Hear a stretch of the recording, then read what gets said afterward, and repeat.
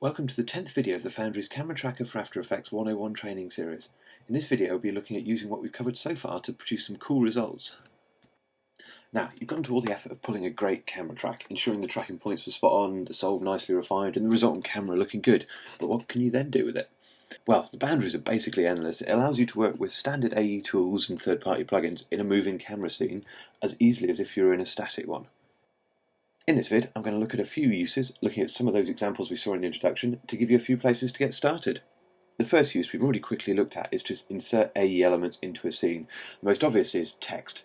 And if I have a shot tracked, like this one, where we've shot it round the Gherkin in London, it's incredibly easy simply to pop into place, grab yourselves a few points, like so, and then create a null object.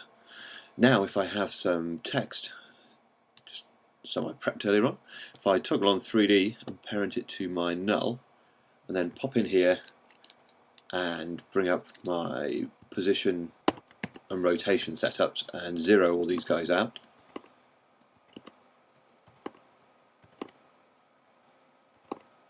and we'll just set this up to be orientated right and bring up our scale as well.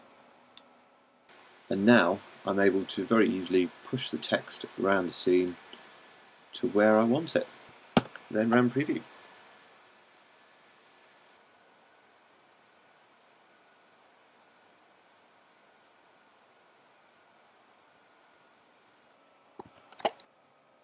Of course, you can also create solids for catch layers as well, so that if you add lights and switch on shadow casting, the letters look like they integrate further, as in this text insertion put together by Matt Silverman, a creative director over at Bonfire.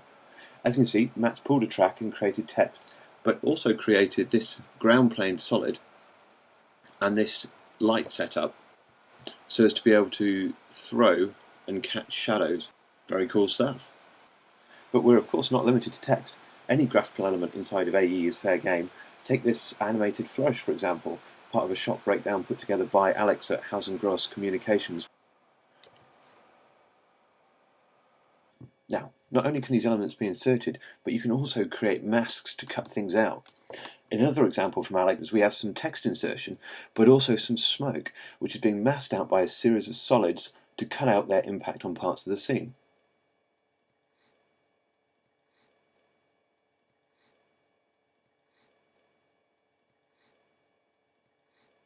In this great example, Mark Arrow from Hyperactive Studios generates titles to be used in the trailer for Finding Hope Now. Here, CameraTracker was used to pull a track to insert a number of graphical elements, but also to create a bunch of solids to generate a mask for his other design elements.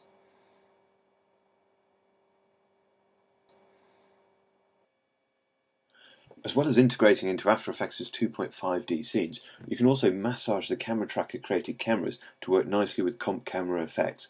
These include built-in AE effects such as shatter and Adobe's recently licensed DigiEffects Freeform, plus a vast range of third-party tools such as Red Giant's Trapcode, Particular, Lux, DigiEffects' Camera Mapper, and a whole host of others. The trick here is to use the scene null to offset the camera back so that its initial position is where the comp camera considers to be the default location. Taking a look at doing this, I'm going to use the same track as before, but instead of inserting 2.5D text, I'm going to use the age-old shatter without a shatter trick to generate some scene 3D text. So I've got a text layer already. I'm going to add myself a comp-sized white solid, like so, and then grab the shatter effect and apply them here. First up, switch the shape pattern to be custom and the custom shatter map to be the text we've created. Now, let's go and stop all the physics stuff happening. So if we turn the strength down to 0 on the forces, like so, and pop into our physics and turn off our gravity. Now let's change the output to be a full-on render, since machines are generally fast enough these days not to worry about previews. Right, now our text is rendering through the Shatter 3D setup, but from a static camera position. To fix this, let's switch our camera system to be comp camera.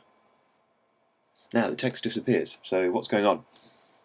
Well, this is all about the default camera null setup. If you pop into your custom view you can see that the text itself is pretty much alongside the camera. To fix it, we need to pull the camera back essentially so that it's rendering from the default position. To do this, pop into the camera, check that your units are in pixels, and then make a note of your zoom setting here, so 2515. Now, twirly down the null object's position, and in its Z setup, do the inverse of the zoom. Now our camera has been offset back, but it's still not quite right. And why is that? Well, the CameraTracker camera goes through null at its reference frame. I'm going to pop into here and hit solve again to find out what that reference frame is.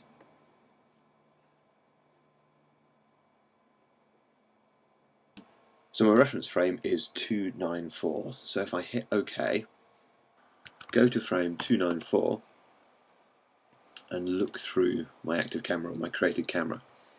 There we go, the text appears in the null position. Now generally you don't want it to appear exactly at null, so you can shove this text around using your scene null here. It'll need some tweaking to make sure that the actual text sits at the depth that we want it at. So I'm going to bring this an awful lot forward, move it across. Bear in mind that you're setting the camera position with these parameters, so you need to slide it in the inverse direction to the way you usually would to position an object. Of course, if I bring it too far forward, the text is going to get massive, so to fix that, pop into the scale of the text layer and change them down.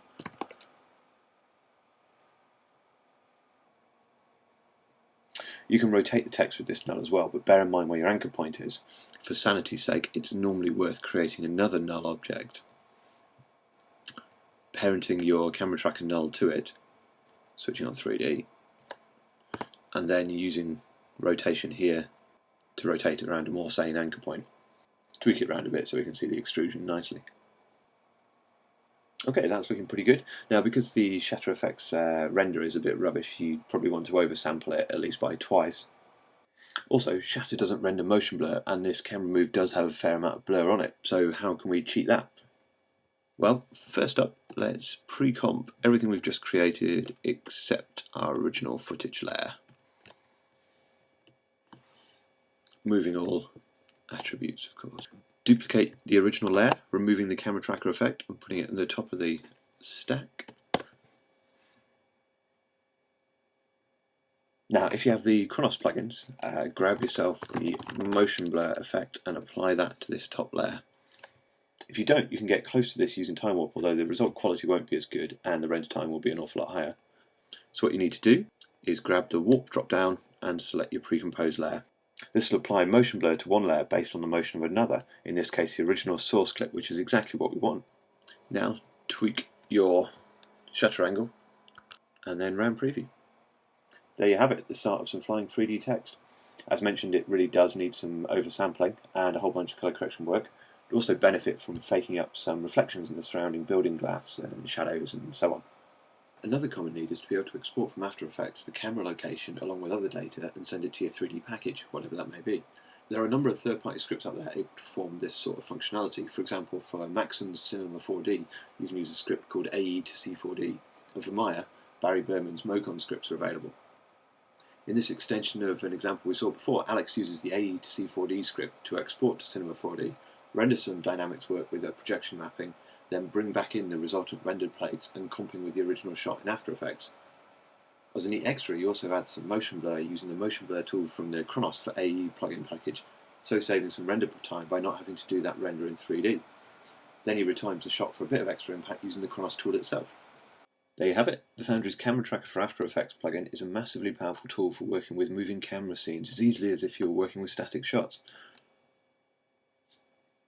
I hope you've enjoyed this series of videos and that you found what we've covered useful. You can grab trial versions of the plugin itself, along with more information, videos and so forth from the Foundry's website at www.thefoundry.co.uk. Do let us know what you create using these tools, as we love hearing about the projects you've used our kit on, and any suggestions and ideas that you might have for improving the plugins, drop to support@thefoundry.co.uk. Thanks for watching.